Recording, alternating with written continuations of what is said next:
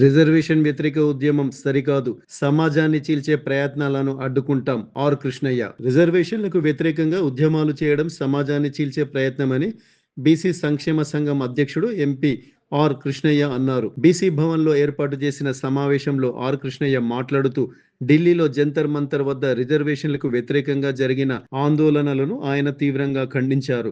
దేశంలో BC, SC, ఎస్టీలకు సామాజిక న్యాయం, సమాన అవకాశాలు కల్పించేందుకే రిజర్వేషన్లు అమలు చేస్తున్నారని తెలిపారు. దేశ జనాభాలో బీసీలు అధిక శాతం ఉన్నప్పటికీ కేంద్ర ప్రభుత్వం ఉన్నత స్థాయి ఉద్యోగాల్లో వారి ప్రాతినిధ్యం ఇప్పటికీ తక్కువగానే ఉందన్నారు. కుల వివక్ష, పేదరికం, నిరుద్యోగం, ఆర్థిక అసమానతల నిర్మూలనకు రిజర్వేషన్లు అవసరమని పేర్కొన్నారు. యువత తమ పోరాట స్ఫూర్తిని నిరుద్యోగం, పేదరికం, సామాజిక వివక్ష, అవినీతిపై పోరాటానికి వినియోగించాలని సూచించారు.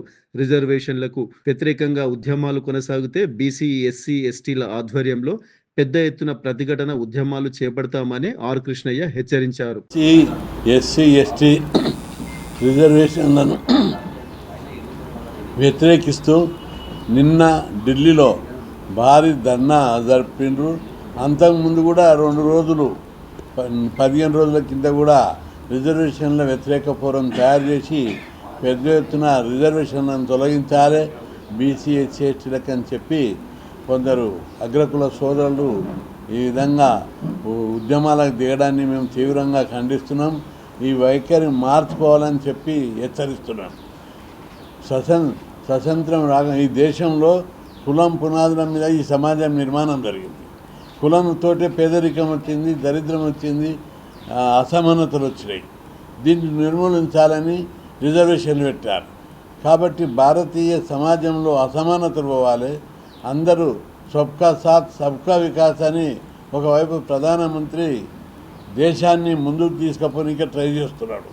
ప్రపంచంలోనే అగ్రదేశంగా తీర్చిదిద్దడానికి ప్రధానమంత్రి నరేంద్ర మోడీ ప్రయత్నాలు చేస్తుంటే వీళ్ళు సబ్కా సాత్ సబ్కా వికాస్ తీసేసి సబ్కా సర్వనాశ్ చేయాలని చెప్పి కొందరు రిజర్వేషన్ వ్యతిరేకులు కుట్రలు చేస్తున్నారు, దేశాన్ని అస్థిరపరిచే కుట్రలు చేస్తున్నారు.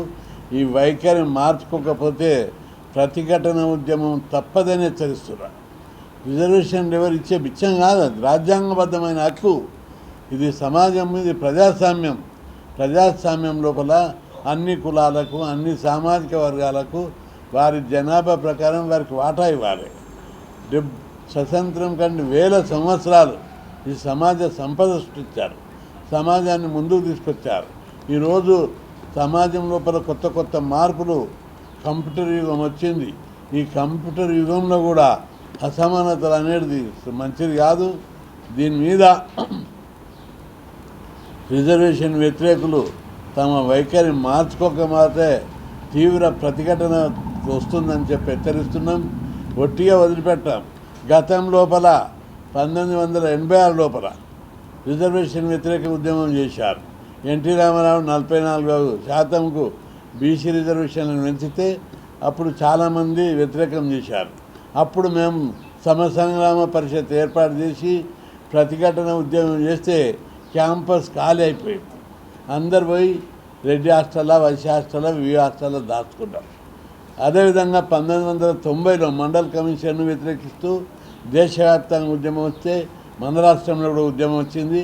అప్పుడు కూడా భారీ ఎత్తున ప్రతిఘటన ఉద్యమం నేనే చైర్మన్గా అనేక మంది రిజర్వేషన్ల పరిరక్షణ సమితి అని చెప్పి అన్ని బీసీ సంఘాలు, కుల సంఘాలు, రాజకీయ పార్టీలందరూ కూడా ముందుకొచ్చి రిజర్వేషన్ల పరిరక్షణ సమితికి నన్ను చైర్మన్గా చేసి పెద్ద ఎత్తున ఉద్యమం చేశాం.